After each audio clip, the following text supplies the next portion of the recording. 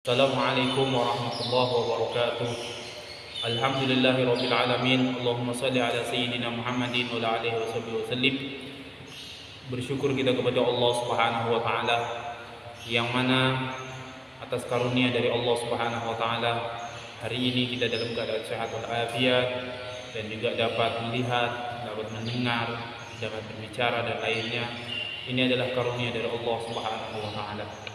Kita berdoa semoga kita digolongkan orang-orang yang rendah hati, orang-orang yang sabar, orang-orang yang kuat menahan godaan, menahan segala bentuk kejahatan yang timbul dari diri kita ataupun dari luar, sehingga kita menjadi orang-orang yang bisa menjaga diri dari yang dilarang oleh Allah Subhanahu wa taala. Semoga kita juga adalah orang-orang yang dijaga hati kita dari kotoran-kotoran hati sehingga hati kita bersih bigol bin salim menghadap kepada Allah Subhanahu wa taala. Salawat dan salam selalu kita hadiahkan kepada junjungan kita, panutan kita, tauladan kita Nabi besar Muhammad sallallahu alaihi wasallam dan juga keluarganya, sahabatnya dan seluruh pengikutnya, dan semoga kita mendapat berkah keluarga baginda Nabi Muhammad SAW di barakati jami'an bait Rasulullah ajma'in. Saudaraku dimanapun berada, mungkin gimana ya, beberapa hari ini kami ada kesibukan lah, jadi tambah mungkin kurang mood juga untuk buat video, bukan lagi beberapa minggu ini, sehingga kami tidak ada cerita, tidak ada upload video cerita-cerita kami. Hari ini alhamdulillah dengan izin Allah Subhanahu wa taala kita sehat walafiat dan kami ada mood untuk bisa buat video ini.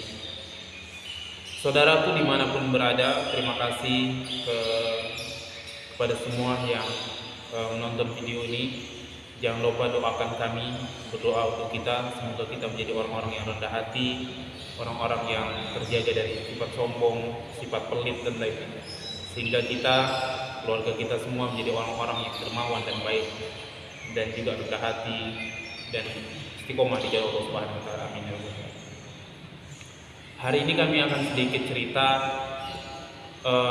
tentang seseorang yang rajin ibadah, yaitu seorang yang sangat-sangat menurut kami sangat menjadi inspirasi sekali, dan kami ceritakan sedikit, semoga menjadi motivasi untuk kami pribadi untuk semangat ibadah kepada Allah Subhanahu wa taala, semangat rendah hati, semangat sabar dan juga semangat melakukan kebaikan. Hari ini kami pilah-pilah dari cerita-cerita, teringatlah sebuah cerita tentang cucu baginda Nabi Muhammad SAW, tepatnya adalah Sayyidina Ali Zainal Abidin. Sayyidina Ali Zainal Abidin ini adalah Ali Zainal Abidin, cucu daripada cucunya Nabi, yaitu nasab beliau Sayyidina Ali Zainal Abidin bin Muhammad Al-Baqir. Sayyidina Ali Zainal Abidin Muhammad Al-Baqir, Sayyidina Ja'far Al-Sadiq, Sayyidina Al-Quraidah, itu ke bawah. Tapi yang ke atas yaitu Sayyidina Al-Hasan bin Husain, cucu baginda Nabi SAW, memiliki anak yaitu Sayyidina Ali Zainal Abidin. Saudaraku dimanapun berada, kami tidak bisa menceritakan karena keterbatasan ilmu yang kami miliki, keterbatasan pengetahuan yang kami pahami tentang beliau, tapi sedikit yang kami ketahui tentang beliau semoga bermanfaat untuk kami pribadi. Saudaraku dimanapun berada, beliau adalah seseorang yang sangat full ibadah. Dikatakan bahwa mungkin ada orang yang tidak percaya dengan apa yang beliau lakukan, yaitu satu hari itu beliau tidak lepas dari ada yang mengatakan 1000 rakaat, ada yang mengatakan 100 rakaat setiap hari. Sunnahnya, sholat sunnah. Ada yang mengatakan 1000 rakaat. Kita yang 5 waktu aja, ya minta maaf lah, jujur aja kita lah kan. Kadang terlambat, kadang jam subuhnya jam 6, ya masih boleh ya, cuman atau zuhurnya kadang jam 2 lewat. Tapi bersyukurlah kita masih bisa melaksanakannya. Lanjut, suatu hari ini dikisahkan bahwa beliau Sayyidina Ali Zainal Abidin sedang beribadah dan terjadi kebakaran yang sangat dahsyat. Kala itu beliau sedang sujud. Semua orang sibuk ngurus barangnya untuk menyelamatkan dan lain sebagainya, sedangkan beliau tetap dengan keadaan sholatnya, tetap dalam keadaan sholatnya dengan sujudnya yang sangat lama meskipun keadaan kacau, kebakaran dan lain sebagainya. Begitu indah dan baik, begitu indah dan juga semangatnya beliau beribadah, dan juga menjadi motivasi untuk kita bahwa mereka beribadah betul-betul ibadah hanya karena Allah Subhanahu wa taala dan tidak ada pikiran yang lain, sehingga khusyuk. Khusyuk. Ibadah mereka sangat khusyuk sekali, sehingga godaan dan juga keadaan di sekelilingnya tidak mempengaruhi kualitas ibadah mereka. Lanjut, suatu hari juga Sayyidina Ali Zainal Abidin sholat Jumat. Di tempat itu ada seseorang yang memiliki uang banyak. Saya lupa jumlahnya, seingat saya 100 dinar. Dinar itu uang koin, uang emas. Kalau dirham itu perak. Jadi 100 dinar uang emas. Ini orang kaya ini setiap hari kemanapun dia pergi, ini uang dia bawa. Satu kantong uang emasnya tadi, uang emas 100 dinar dia bawa. Kemana saja dia pergi, dia bawa. Pergi ke pasar dia bawa, pergi jalan dia bawa, pergi ke masjid biasanya dia bawa. Pokok biasanya selalu dibawa. Pergi jalan ke kota, dia selalu bawa uang ini kemanapun dia pergi. Ini orang kaya yang memiliki uang 100 dinar uang emas. Berapa kalau dirupiahkan? 100 biji koin uang emas. Itu sendiri. Suatu hari ini orang kaya sholat Jumat. Itu bagusnya orang kaya di zaman itu kan, orang kaya sholat Jumat. Kalau di sini ada juga orang kaya yang belum terbuka hatinya untuk istiqomah sholat Jumat. Ada juga, tapi banyak juga yang sholat lah. Tapi ada, saya tidak nyebut, maksud saya itu ada yang tersinggung. Saya ada 1-2 orang yang mungkin kesibukan dan lain. Itu semoga Allah hidayah untuk kita semua ya. Minta maaf. Lanjut. Pergi sholat Jumat. Ini orang kaya tadi. Wah, yang selalu bawa uang emas 100 dinar. Maka selesai sholat Jumat, orang kaya ini keluar untuk pulang. Keluar dari masjid untuk pulang ke rumah. Maka di tengah jalan dia teringat uangnya. Di tengah jalan teringat uangnya, 100 dinar uangnya. Lari dia kembali ke masjid. Dia cari uangnya, di mana tempatnya tadi dia simpan. Dia lihat sana, lihat masjid. Dan di masjid itu semua orang sudah pulang. Semua orang sudah pulang. Yang ada hanya Sayyidina Ali Zainal Abidin. Maka orang tuh langsung menuduh, mana uangku? Kita kan gitu. Mana uangku? Kau simpan di mana uangku? Mana uangku? Uangku mana? 100 dinar uangku. Tadi ada selalu bawa kemana-mana. Aku tadi bawa ke masjid. Mana? Pasti kau yang ambil, pasti kau yang sembunyikan. Karena kamu yang terakhir. Sayyidina Ali Zainal Abidin tersenyum dan mengatakan, uangmu ada di rumahku. Ayo kita ambil. Rumah Sayyidina Ali Zainal Abidin tidak begitu jauh dari masjid. Maka Sayyidina Ali Zainal Abidin membawa ini orang ke rumah. Sayyidina Ali Zainal Abidin dia masuk ke rumahnya, dia ambil uang 100 dinar uang koin emas, 100 dinar, 100 biji koin emas, dinar tadi diberikan sama orang kaya tadi. Orang kaya ini senang. Oh, alhamdulillah uangku tidak hilang, uangku aman, ada. Maka orang kaya ini senang dan dia pulang gembira karena uangnya tidak hilang, uangnya ada. Maka dia pun pulang. Orang kaya ini sampai di rumahnya. Biasanya kalau dia di rumah, dia akan masuk ke kamarnya, membuka lemarinya, membuka ada satu kotak di situ, dan dia simpan itu uang emas 100 dinar di dalam kotak itu yang ada di dalam lemari. Maka itu pun dia lakukan hari itu. Ketika dia buka kamar, buka lemari, dan dia bukalah kotak itu, kaget dia. Kenapa kaget? Karena uang yang 100 dinar itu ada di dalam kotak ini. Terus ini uang siapa? Allahumma sholli ala sayyidina Muhammad. Uangnya ada, 100 dinar itu di dalam lemari. Dan uang yang 100 dinar dia dikasih sama Sayyidina Ali Zainal Abidin. Ya Allah, begitu indahnya Sayyidina Ali Zainal Abidin. Orang yang menuduhnya dia mengambil uang 100 dinar malah dikasih uang 100 dinar. Allahu Akbar. Dan ini mudahan kita menjadi orang-orang yang istiqomah, rendah hati. Suatu hari juga, paham ya untuk kami, yaitu orang yang menuduh dia ngambil uang 100 dinar malah dikasih uang 100 dinar. Malu. Bagaimana perasaan malunya? Kena mental kalau bahasa kita. Malu.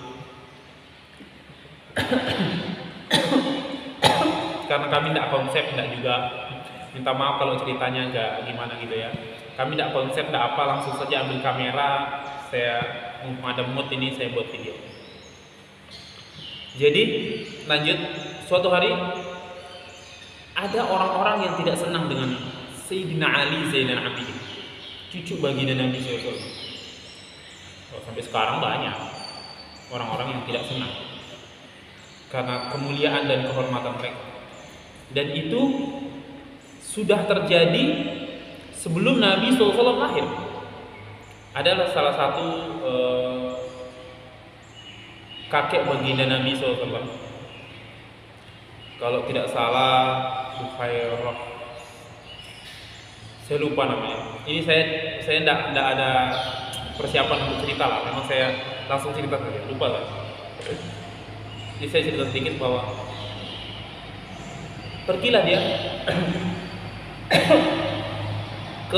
jadi cerita dulu kakek dan Nabi. Suatu tempat, kalau tidak salah di Syam atau di mana, saya pun lupa. Nanti saya baca ulang, nanti kita cerita lagi. Pak Bunda sobat cerita ulang tahun, sekedar info. Beliau di sana sukses, dihormati semua orang, dermawannya bukan main. Tahu dermawan kan? Tidak pelit, royal bahasa kita, royal. Punya uang kasih, orang yang butuh kasihkan. Tolong orang, tolong terus. Dia punya perdagangan pun banyak orang yang berbisnis sama dia, dan dia sangat jujur berdagang, dan orang banyak berbisnis. Dia menjadi orang kaya raya yang senang. Masa itu bersama ibunya, beliau datang ke tempat itu. Karena beliau mulia di situ, dimuliakan semua orang dan juga disenangi semua orang. Ada orang yang tidak senang, biasalah. Ada orang yang tidak senang dengan apa yang terjadi dengan beliau, dengan ketenaran beliau. Maka orang ini mengungkapkan kata-kata yang cukup menyinggung beliau, yaitu dia mengatakan tidak sepantasnya engkau berada di sini, menjadi orang mulia di sini. Dihormati banyak orang di sini, kau punya harta banyak di sini, tidak sepantasnya, karena kamu bukan orang sini. Bahasa kita, kamu ini pendatang, bukan kampungmu, bukan di sini. Janganlah budaya, janganlah sok-sok gitu. Maksudnya orang, kamu tuh pendatang, jangan sok-sok mau jadi orang kaya raya di sini, sok dihormati semua orang. Akhirnya apa? Beliau pulang. Ini kakek baginda Nabi SAW. Beliau pulang, menjumpai ibunya, dan dia tanyakan, wahai ibu, apakah benar saya ini bukan asli orang sini? Oh, karena dia dari kecil di situ banyak. Dia tidak tahu. Ibunya menceritakan benar.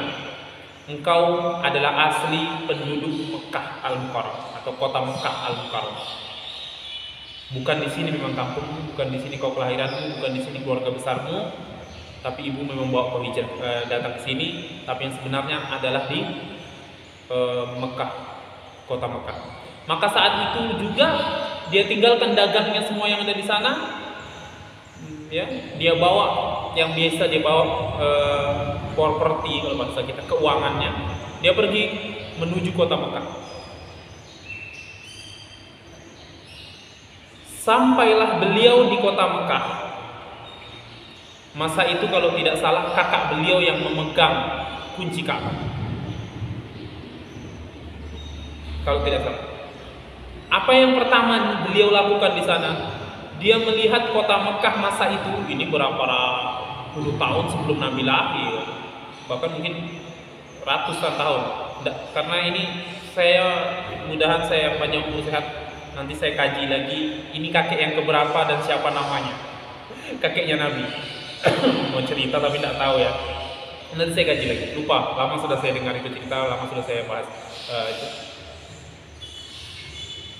Beliau kakek baginda Nabi sallallahu alaihi wasallam, Allahumma shalli ala sayyidina Muhammad wa ala ali sayyidina. Beliau ini tadi pembahasan kita tentang ini ya, tentang Sayyidina Ali Zainal Abidin, cucu baginda Nabi yang tidak disenangi oleh orang. Ada yang orang-orang tidak senang. Sama-sama ini tadi, dia tidak disenangi sama seseorang, sama satu kelompok orang yang ada di tempat itu, atau penduduk asli situ ada beberapa orang yang tidak senang dengan dia. Begitulah, dan sampai sekarang ada orang-orang yang tidak senang dengan baginda Nabi. Mudahan mereka mendapatkan hidayah dari Allah Subhanahu wa taala, karena salah satu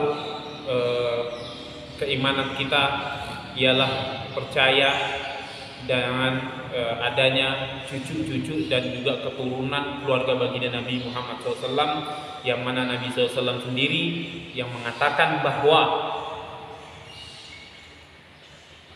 nanti di akhir zaman akan lahir Imam Mahdi dari keturunan baginda Nabi Muhammad SAW. Itu artinya keturunan baginda Nabi Muhammad SAW sampai hari kiamat nanti masih ada. Sampai hari kiamat, maksudnya tuh sampai akhir zaman nanti ada yang akan lahir menjadi Imam Mahdi, yaitu keturunan baginda Nabi Muhammad SAW. Dan itu juga ditegaskan oleh ketika Nabi diol-ol oleh orang-orang Mekah, orang-orang kafir Quraisy, orang-orang kafir yang mengatakan karena Nabi tidak punya anak laki-laki, ya, anaknya Nabi kan Abdullah, Qasim, Ibrahim, ini laki-laki meninggal semua. Abdullah, Qasim, Ibrahim meninggal semua. Anaknya Nabi yang laki-laki meninggal. Yang hidup hanya Fatimatul Zahra, ya, artinya yang meneruskan nasab beliau. Sehingga kalau bahasa kita itu kan pasti mengatakan bahwa nasab itu ini untuk kita orang Islam, bahkan mayoritas kita nasab itu bersama ayah. Nasab itu adalah ayah. Saya beri pemahaman sedikit, semoga ya tidak, ini bukan kesombongan. Semoga kita diberi kerendahan hati.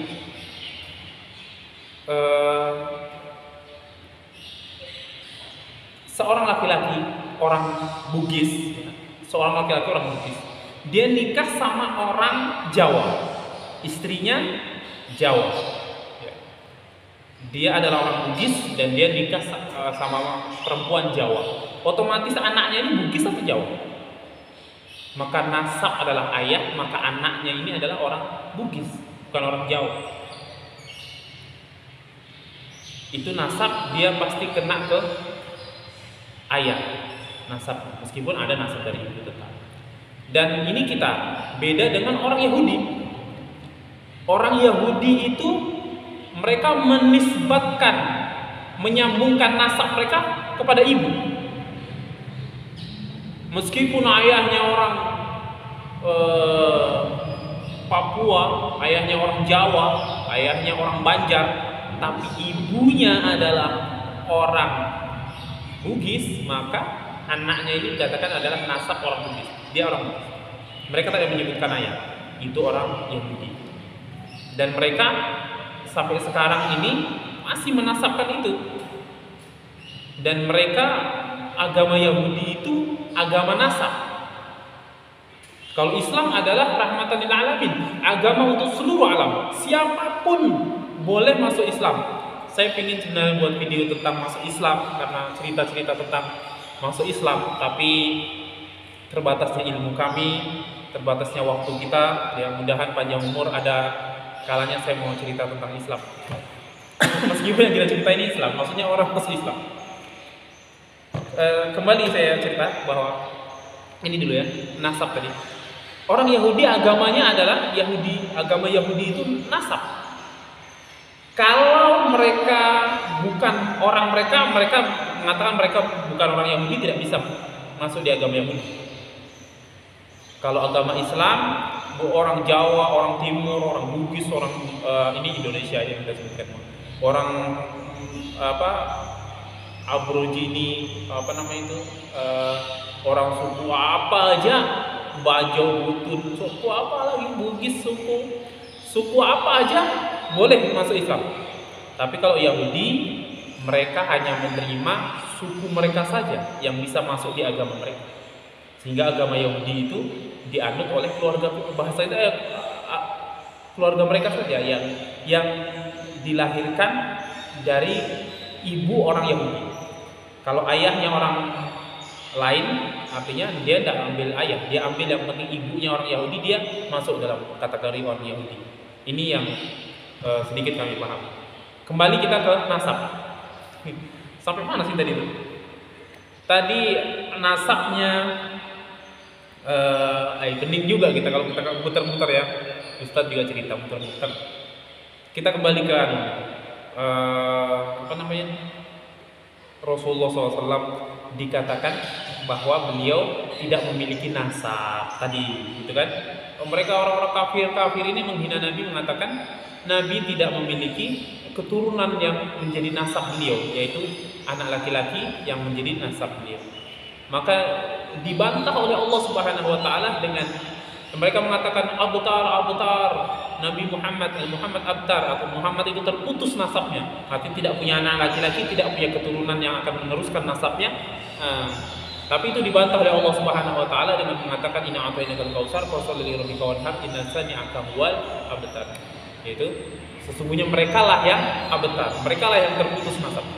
Nasab baginda Nabi SAW dari bersumber dari anaknya yang perempuan yang mulia, wanita yang sangat mulia, yang tidak ada dandingannya kemuliaannya di antara wanita-wanita, yaitu Sayyidah Fatimah binti Rasulullah SAW yang lahir di bulan ini, sekitaran bulan ini. Sayyidah Fatimah binti Rasulullah. Dari sinilah lahir Sayyidina Hasan Husain dan lahir cucu-cucu beliau yang sampai hari ini dengan berkah cucu baginda Nabi SAW, Islam ini sampai kepada kita, sampai kepada keluarga kita. Islam ini sampai kepada kita dan dunia ini mendapatkan berkah dengan kehadiran mereka. Tidaklah satu kampung itu ada cucu baginda Nabi SAW, maka kampung itu akan mendapatkan berkah rahmat dari Allah Subhanahu wa taala, dan mereka menandai dengan amalan-amalan yang baik. Mereka akan berzikir di masjid, majelis ta'lim akan didirikan, mereka akan membuat majelis maulid, majelis zikir, majelis mengingat Allah Subhanahu wa taala. Itu akan mendatangkan berkah lebih banyak. Paham ya? Kita kembali ke kakek baginda Nabi SAW. Kita kembali ke masa lalu kita. Di zaman sebelum lahir baginda Nabi Muhammad SAW, ini masa kakek beliau, yaitu keadaan kota Mekah itu tidak seperti yang kita bayangkan, yaitu Arab jahiliyah. Kalau jahiliyah artinya tidak paham. Mereka berkelahi, berperang. Masalah sedikit aja cabut pedang.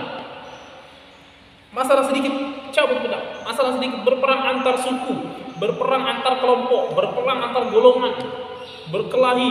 Bahkan diceritakan itu sering perkelahian antara suami istri, sering perkelahian antara keluarga saudara, banyak orang kelaparan dan lain sebagainya, perjudian dan minuman keras.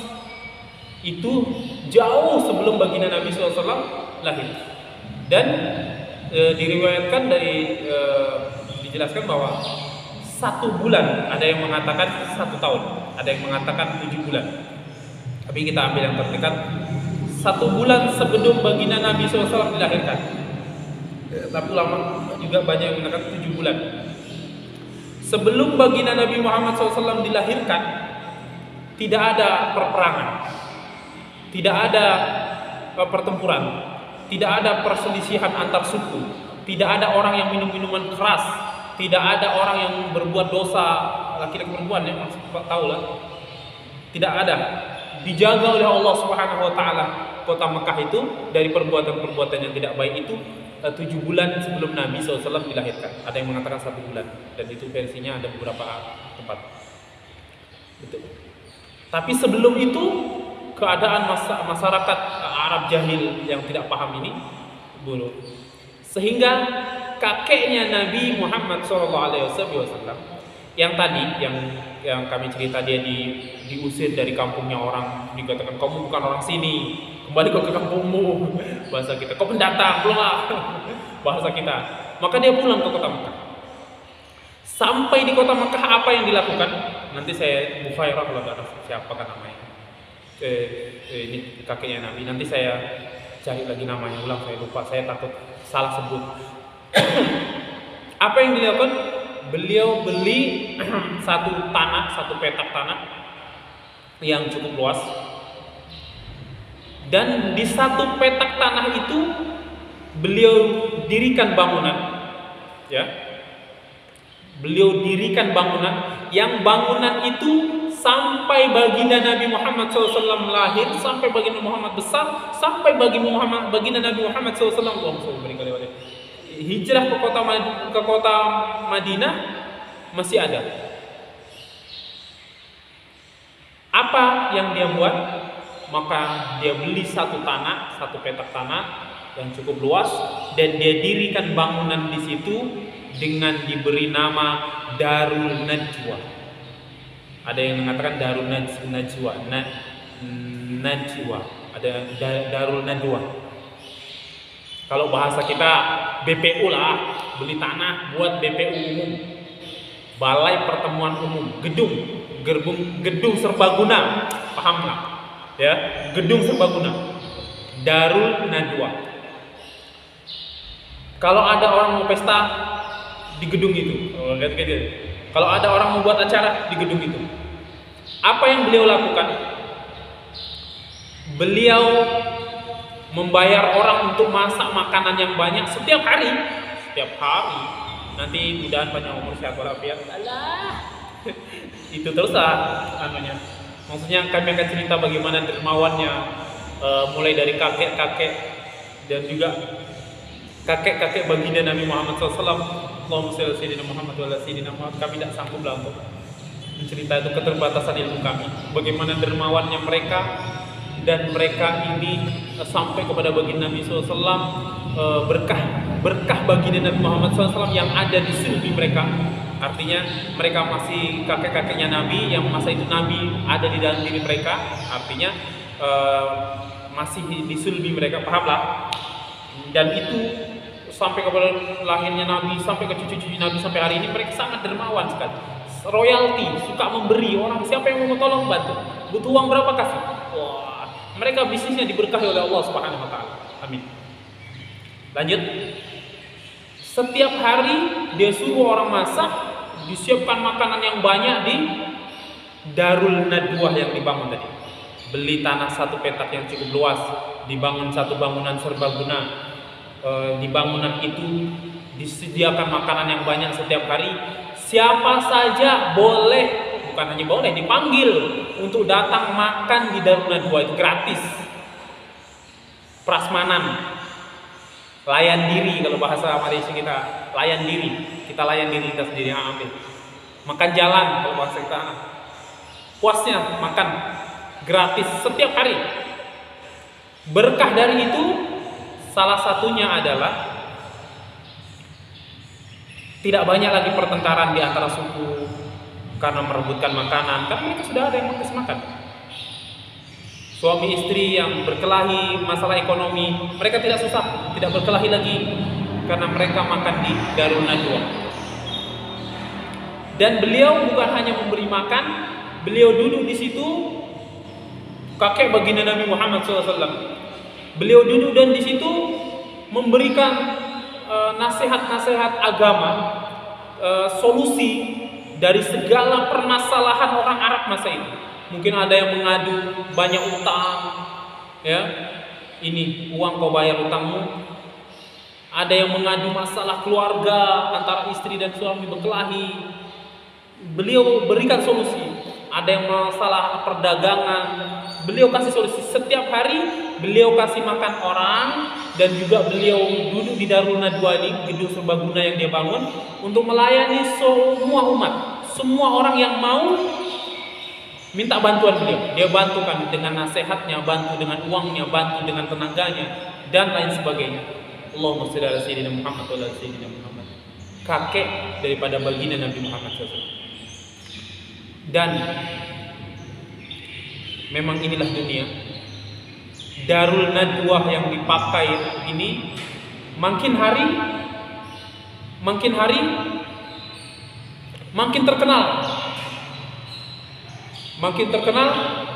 Akhirnya beliau meninggal, gedung ini dijadikan gedung, kalau bahasa kita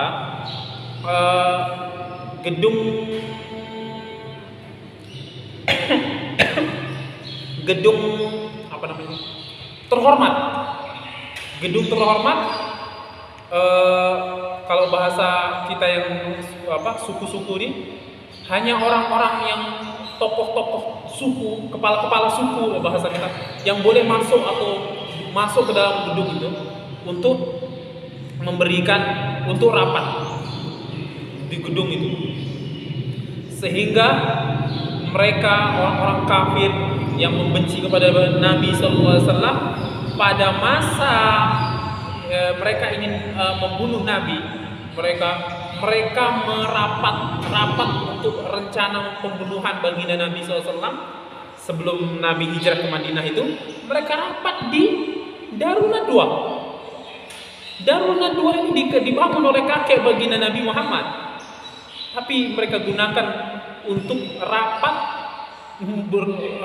rencana jahat untuk membunuh Nabi di Darun Nadwa ini.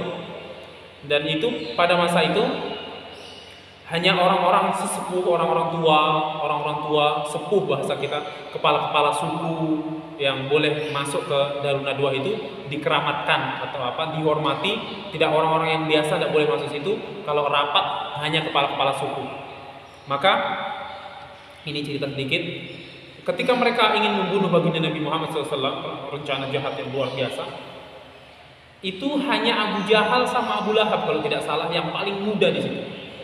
Mereka bukan dilihat dari umur, tapi jasa mereka sebagai kepala-kepala suku, sebagai panglima-panglima perang yang sangat hebat. Bukan hebat apanya, yang sangat berani masa itu, sangat berani. Artinya mereka memiliki nilai poin tersendiri untuk bisa hadir di Darul Nadwa, ikut rapat bersama orang-orang sesepuh, orang-orang tua dalam rencana jahat mereka untuk membunuh Nabi. Dan pada saat itu hadir iblis. Tahu iblis, setan, iblis. Ketika ingin rapat untuk mengusir Nabi, membunuh Nabi, ini hadir iblis di Darun Nadwa. Iblis menyerupai, bahasa kita menyamar, menjadi orang yang sangat tua, pakai tongkat, tua sudah, mengaku dia adalah kepala suku dari salah satu suku yang ada di pedalaman Badui Arab. Padahal ini iblis. Mereka tidak tahu. Dia pura-pura itu ikut rapat. Bukan kaleng-kaleng rapatnya. Sama-sama iblis rapat, ayo kita rapat. Ini kalau rapat untuk kejahatan. Sebenarnya kalau kita rapat untuk kejahatan, pasti iblis hadir, cuman dia membisik-bisikan aja, anak buah setan. Maka mudah kita terjaga. Sehingga ketika mereka mengusulkan, bagaimana kalau Muhammad ini, mereka mengatakan bukan Muhammad ini kita usir saja dari Madinah. Banyak yang, iya betul, kita usir saja. Dia membawa ajaran baru. Tapi iblis mengatakan, ini iblis, jangan. Kalau kamu usir dari Madinah ini, dari Mekah ini, dia akan keluar dari kota Makkah ini, benar dia akan keluar, tapi di tempat yang baru dia akan membangun ajaran barunya dengan pengikut yang sangat banyak. Benar. Sehingga apa solusinya? Ada salah satu di antara mereka menyatakan, bagaimana kalau kita bunuh saja? Maka iblis setuju. Oh, itu yang ditunggu iblis. Setuju, saya sangat setuju dengan rencana iblis mengatakan setiap satu suku kita memerintahkan 2 orang pemuda untuk membunuhnya, karena yang kita hadapi ini bukan hanya Nabi Muhammadnya, keluarga baginda Nabi Muhammad SAW, yaitu suku Quraisy sendiri, paman-pamannya, yang apa namanya itu? Karena mereka kalau membunuh Nabi sama aja membunuh mereka, akan terjadi perang besar. Dan ini adalah suku yang mulia, yang terhormat, yang memiliki jabatan, yang memiliki bahasa kita kelas tinggi, dermawan, dan juga dengan persenjataan, kekuatan dan lain sebagainya mereka. Tapi dengan iblis tadi rapat bersama mereka, sehingga mereka mengutuslah setiap suku 2 orang, sehingga kalau lah keluarga baginda Nabi Muhammad SAW ini, keluarga Nabi Muhammad atau keluarga Muhammad ini menuntut atas pembunuhan ini, maka semua suku bertanggung jawab. Sama aja mereka mengatakan, kalau kau menuntut sama aja kau menuntut semua suku, karena semua suku terlibat pada masa itu. Hebatnya Inggris. Ya. Mungkin di sini sampai sini saja yang dapat kami sampaikan. Mohon maaf sebesar-besarnya kalau ceritanya ngawur agak panjang sana sini. Mudahanlah kita semua panjang umur, sehat walafiat, tetap diberi kerendahan hati, dermawan, ya, diberi ketetapan iman, tetap diberi kerendahan hati kita semua, ya, di barakati jamil ahli bait Rasulullah, ya, dengan berkah keluarga bagi Nabi, keluarga besar Muhammad SAW, dan juga dengan berkah orang-orang mutawadhiin, orang-orang yang rendah hati, kita diberikan rendah hati. Mudahan panjang umur, sehat. Nanti saya akan cari kembali sejarahnya, siapa nama kakek baginda Nabi SAW yang membangun Darul Nadwa itu dan yang sangat berpengaruh itu. Dan semua kakek-kakek Nabi memang orang-orang the best kalau bahasa kita ini, berlian dari Nabi Adam alaihissalam. Maka lahirlah anaknya Nabi Adam yang dititipkan cahaya baginda Nabi Muhammad SAW, terus dititipkan cahaya ini terus sampailah Nabi Ibrahim, ya, terus ini cahaya titipkan terus Nabi Ibrahim terus ke kakek-kakek baginda Nabi, ini berlian cahaya ini sampailah di kakek-kakeknya Nabi tadi, sehingga supaya berlian ini tidak tercampur dengan sesuatu, Allah jaga. Dan juga dipertemukanlah antara Sayyidina Abdullah bin Abdul Muttalib, ayah baginda Nabi SAW, dengan Sayyidah Aminah binti Wahab, ibunda baginda Nabi SAW, adalah orang-orang suci, orang-orang mulia yang berpegang kepada agama Nabi Ibrahim alaihissalam. Ini adalah mereka kena keluarga. Nanti ini udah baca nanti terus lah. Apa namanya ini? Nanti ada kami anukan bahwa nasab mereka ini ketemu di salah satu kakek mereka. Jadi mereka ini adalah keturunan yang dijaga oleh Allah Subhanahu wa Ta'ala. Mungkin ini saja yang dapat kami sampaikan. Sebelum kami akhiri, marilah sama-sama kita banyak baca sholawat kepada baginda Nabi Muhammad SAW. Allahumma sholli ala sayyidina Muhammad wa ala ali sayyidina Muhammad. Wallahu musta'an. Wassalamualaikum warahmatullahi wabarakatuh. Terima kasih sudah menyaksikan video kami. Jangan lupa untuk subscribe, like, dan share. Semoga kita semua sehat walafiat. Amin ya rabbal alamin. Dadah. Assalamualaikum warahmatullahi wabarakatuh.